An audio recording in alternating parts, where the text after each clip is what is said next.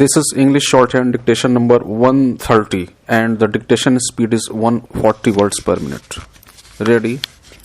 Start. Honorable Chairman Sir, the subject matter of this bill is of grave importance to our national security and to the development of our country. Even though we are only the second country in the whole world to have more than a billion population, we are still a developing country. We still have a constraint on resources. Very recently, a few months ago, when the US President was here, he announced that India is no longer a developing country and it is a developed country. While such sentiments may be a matter of pride for us, the fact remains that we are somewhere in between. We are not a fully developed country because we have hundreds of millions of our citizens who are deprived of basic necessities. We do have to take pride in that aspect of our country which is world class, which is admired by the rest of the world. That part of our economy can compete with any other country in the world. But the fact remains that we have hundreds of millions of Indians who are deprived of basic necessities. People from other countries who may have originally come to our country legally but have stayed on illegally have an insidious effect on our nation's development because our huge population strains the resources. Just now, before I introduced my bill, this House has had a very deep and long discussion on the matter of child labor and the various facilities that are being provided, and in the conclusion, we were just coming to the point about how much more still needs to be done. When we talk about how much more needs to be done for the children of India and for other deprived citizens of India, we have to give priority to citizens of India. We do have a big heart for people who are suffering in other countries. Even though we are still a developing country, even though we are transitioning into a country which can take pride in becoming a developed country, we have contributed to other countries and to the citizens of other countries who have gone through difficulties. I remember a few years ago when the tsunami hit Southeast Asia, when countries in this part of the world got hit very badly, India was one of the first countries to respond, to contribute financially, and to contribute other resources to help out unfortunate citizens of the affected countries. Only a couple of years ago, when there was a major earthquake in Pakistan, India was one of the first to offer substantial amount of money and other help to citizens of Pakistan who were affected by this natural disaster. We have done more than that. 6 or 7 years ago, when a hurricane devastated the southern part of the United States, which is the most developed country in the world, India was one of the first countries to offer help to the citizens of the United States.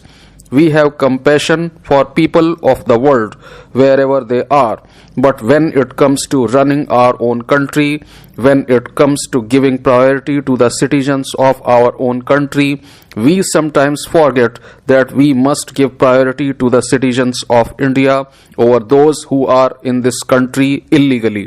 Sir, the problem of illegal immigration is widespread. Official and semi-official estimates state that there are at least 20 million illegal immigrants in this country. Madam, it is a very precise statement. The only point that is to be picked up is that the government has not taken any decision in this regard. That means the government has not taken a decision now, but it may take a decision in the future. The question of foreign direct investment in retail trade is open. I rise to raise a serious concern of about 8 crore small businessmen, peddlers, pavement sellers in this country who are mostly self-employed and who are living by the proceeds of sale of their goods in the open market. They are all very consumer friendly.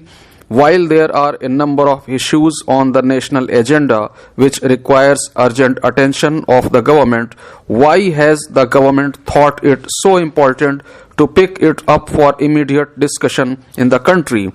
What is the hurry? A discussion paper has been circulated, opinions have been sought, an interministerial committee has been set up, and it has also given its report.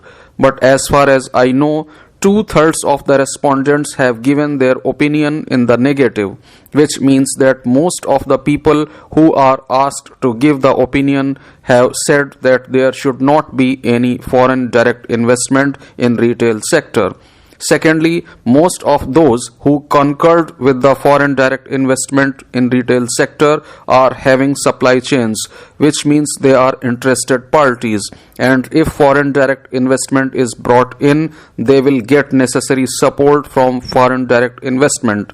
Unorganized retail trade players in the whole country, beginning from hawkers to medium-sized shops to district-level industry, have refused to buy the idea that if foreign players are allowed to come in, they will invest in the infrastructure.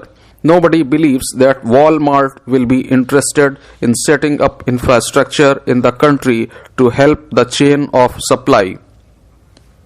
There are a number of apprehensions that I wish to share with the Honorable Minister so that there can be other side of the views also, and the government may come to an objective decision on this issue. I am not going to the larger issue of liberalization of foreign direct investment, on which there are differences. I am simply raising the issue whether foreign direct investment should be brought in the retail sector in order to strengthen the supply chain of the country. It is being said that farmers will be benefited.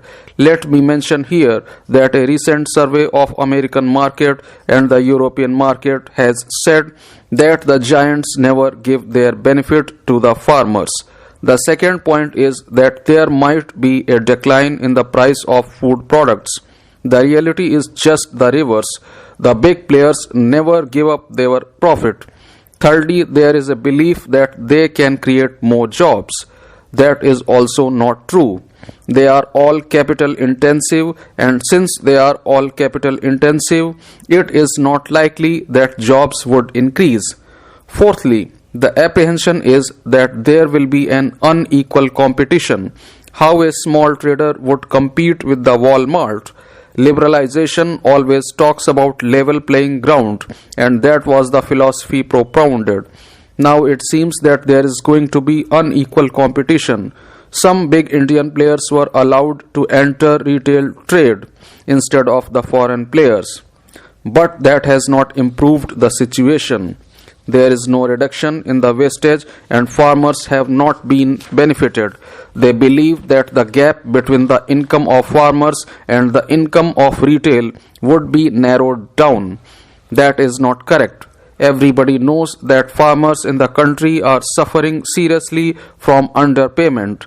Will American multinational companies do for India what Indian multinational companies have not been able to do for India? Are they coming for philanthropy? The Prime Minister has said that there is a need to strengthen the supply chain, and I agree with that. But I believe that in order to strengthen the supply chain, it is not necessary to invite the foreign multinationals, but to strengthen the Indian small traders. They do not get the finance. You should give easy credit, marketing facilities, and road transport to small traders. In order to strengthen the supply chain and to tame inflation, you need to do that. I agree with what the Prime Minister says and what the government says. But what should be done for that? It is not to invite the Walmart, but to strengthen the economic strength of the Indian small traders, which has not been done. The fate of 8 crore people and their employees is in serious jeopardy.